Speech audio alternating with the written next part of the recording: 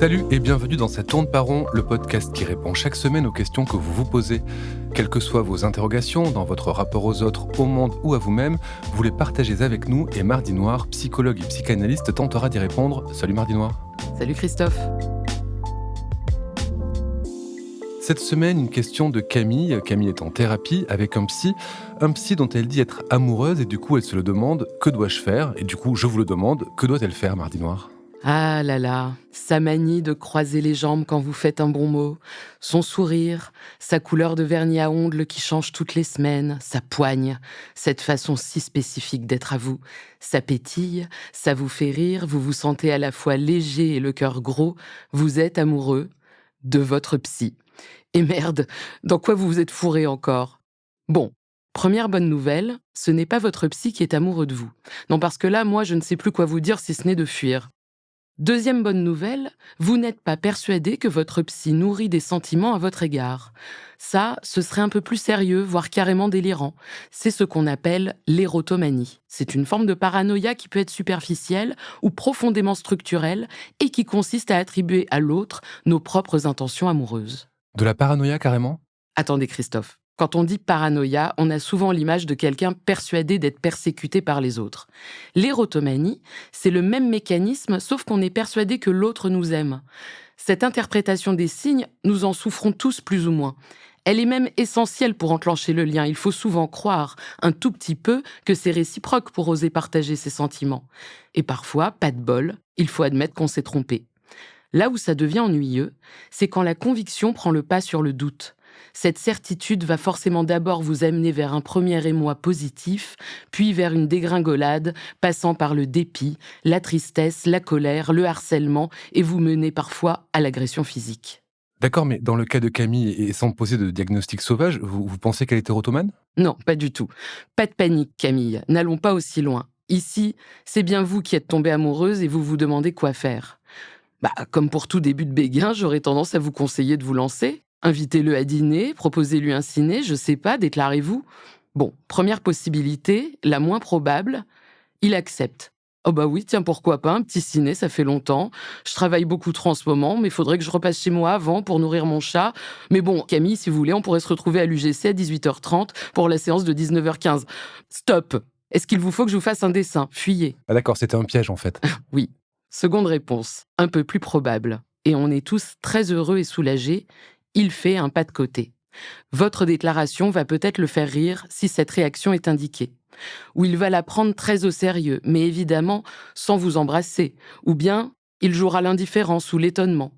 Quoi qu'il en soit, il est probable qu'il questionne ce sentiment. Que signifie-t-il pour vous ? Est-ce par exemple l'expression manifeste d'une demande d'amour adressée à quelqu'un d'autre ? À qui, à quoi, comment, pourquoi ? Vous seul avez la capacité de répondre.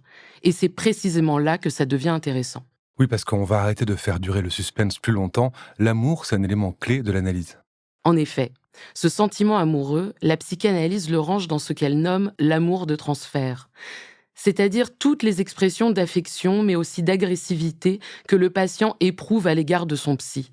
Ces manifestations peuvent devenir un véritable levier pour avancer, si l'on s'autorise à les entendre comme les témoins de notre inconscient et d'une histoire qui nous échappe encore un peu trop. On prend alors la peine de s'extraire de ce qui se joue entre soi et l'analyste pour explorer plus largement notre rapport à l'autre dans notre vie actuelle, mais aussi dans le passé. On ne parle plus de soi et du psy, mais de soi et des autres à son psy. En revanche, si la psychothérapie n'est faite que de ces moments d'amour et d'agression envers le psy, et qu'ils explosent au lieu de jouer une petite musique à bas bruit, cela indique deux choses. Ce psy n'est peut-être pas fait pour vous, ça arrive.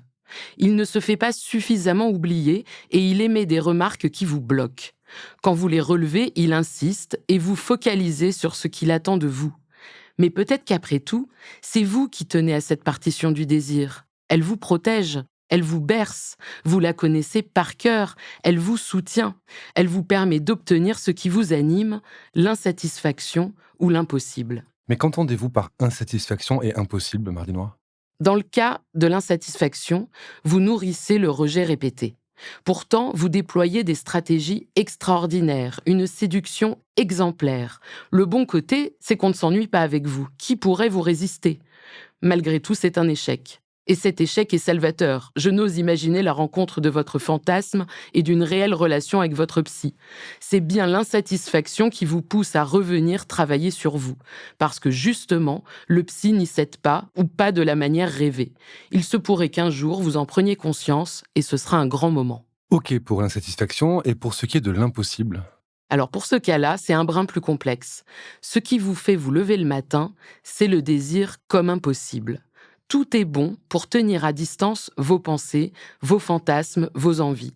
Au fond, tomber amoureux de votre psy est le meilleur moyen que vous avez trouvé pour arrêter de le voir ou pour ne rien lui lâcher.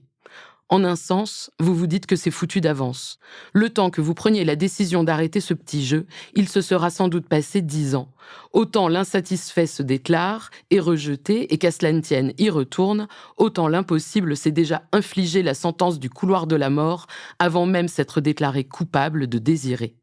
Donc, tomber amoureux de son psy, oui.